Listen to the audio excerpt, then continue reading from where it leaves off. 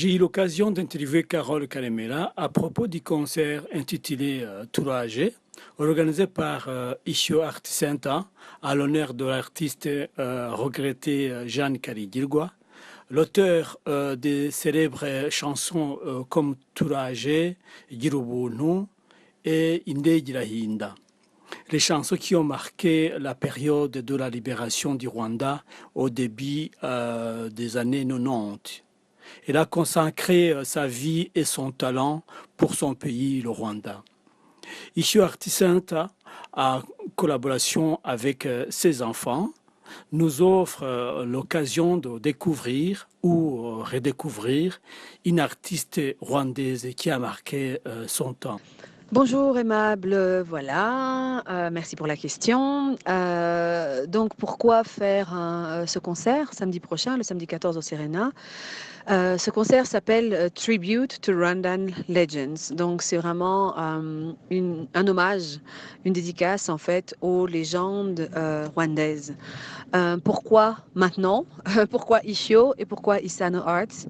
En fait, cette année, en 2007, Ishio s'est formé en fait. C'est une initiative de 8 femmes. Et donc cette année, en juillet 2017, on célèbre en fait nos 10 ans. Et on s'est demandé comment fêter nos 10 ans. Nous sommes une organisation pour la promotion et le développement de la culture et des arts au Rwanda.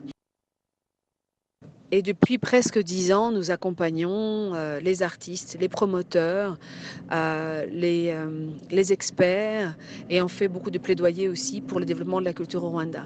Alors, au bout de ces 10 années, avec différents partenariats, dont Isano Arts et Positive Production, qui sont représentés par Roman Kanobana, font partie en fait des gens qui nous ont accompagnés aussi tout au long de ces 10 ans. Donc on a réfléchi au sein d'Ishio en disant comment est-ce qu'on aura envie de célébrer, nous, ces 10 années de haut, de bas, de succès, parfois d'échecs, mais en tout cas en général de vraiment de rencontres magnifiques avec des artistes, avec des experts du Rwanda, de la sous-région, d'Afrique, d'Europe, des États-Unis qu'on a présentés, avec lesquels on a travaillé ici et à l'extérieur du Rwanda. On se demandait justement comment célébrer tout ça. Et comment célébrer tout ça, pour nous, c'était à plusieurs niveaux. La première chose, c'est déjà un travail par les artistes et pour les artistes. Donc, par exemple, le jeudi prochain, le 12 octobre, nous allons faire le lancement du premier site, en fait, d'un site qui s'appelle iArt, comme j'art, iArt Rwanda, map, en fait, qui montrera, en fait, au Rwanda, sur la carte du Rwanda, tous les artistes qu'on a pu rencontrer et qui travaillent dans tous les domaines artistiques et où est-ce qu'ils se situent dans le Rwanda, etc. Donc pour nous, c'était une façon aussi de dire qu'on a vraiment rencontré des artistes de toute expérience, de tous horizons, et que tous ces artistes-là ont leur place dans le pays et qu'ils sont bien plus nombreux que les collines que nous avons. Beaucoup d'entre nous avons eu la chance de grandir aux côtés d'artistes rwandais qui, pour certains aujourd'hui, ne sont plus. Et on s'est demandé comment est-ce que nous, artistes contemporains, joueurs de jazz, de danseurs contemporains, musiciens, danseurs contemporains, modernes, etc., comment est-ce qu'on peut rendre hommage à ces légendes, à ces grands artistes rwandais qui sont plus très connus du public rwandais et qui sont certainement très très peu connus à l'extérieur. Comment est-ce qu'on peut leur rendre hommage pour ce qu'ils ont semé? Donc le projet, c'est vraiment de donner une vitrine aux artistes rwandais contemporains d'aujourd'hui. On leur donne l'opportunité de revisiter ce patrimoine-là, de le réarranger et de le faire découvrir aux nouvelles générations.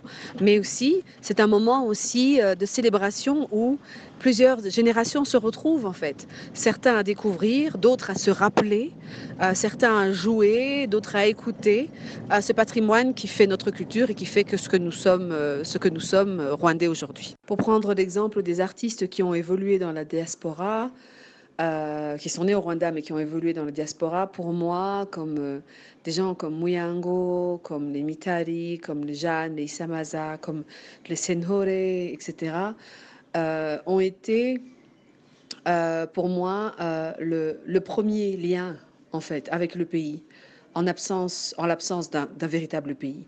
Donc pour moi, ils ont vraiment été ce cordon ombilical qui m'a nourrie en fait et qui m'a permis de me sentir rwandaise, même en étant née en dehors du pays. Et je sais que ce lien-là, ces artistes-là ont d'une manière ou d'une autre vraiment nourri l'âme de tous les Rwandais qui ont vécu à l'extérieur aussi, en essayant de garder ce lien avec le pays le plus ou moins possible intact.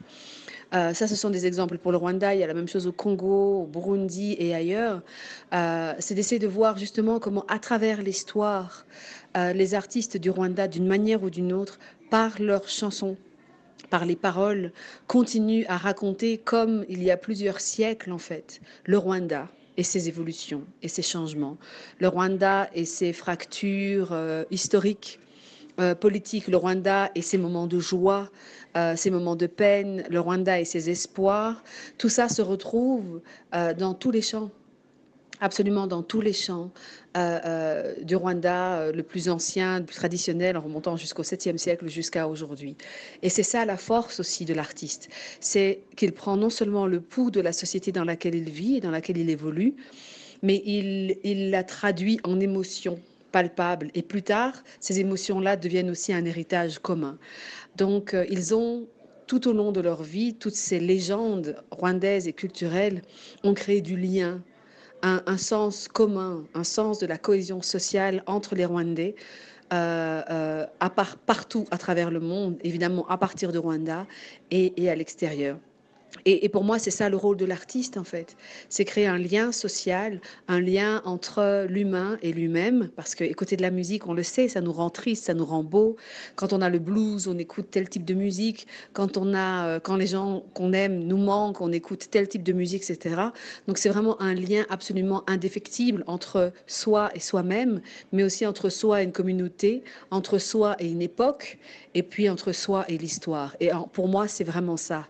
C'est aller à la découverte justement de tous ces liens-là. Parfois, ces liens sont perdus parce que ces artistes n'ont pas eu l'occasion de vivre longtemps, ou bien n'ont pas eu l'occasion de laisser des traces physiques comme des CD, etc. Mais on sait que dans la mémoire, et dans l'oreille et dans le cœur des gens, ils sont là. Et donc c'est vraiment ça qu'on a envie de dire, c'est que ils continuent à battre dans nos cœurs et à vivre dans nos cœurs justement grâce à leurs chansons et à leur art.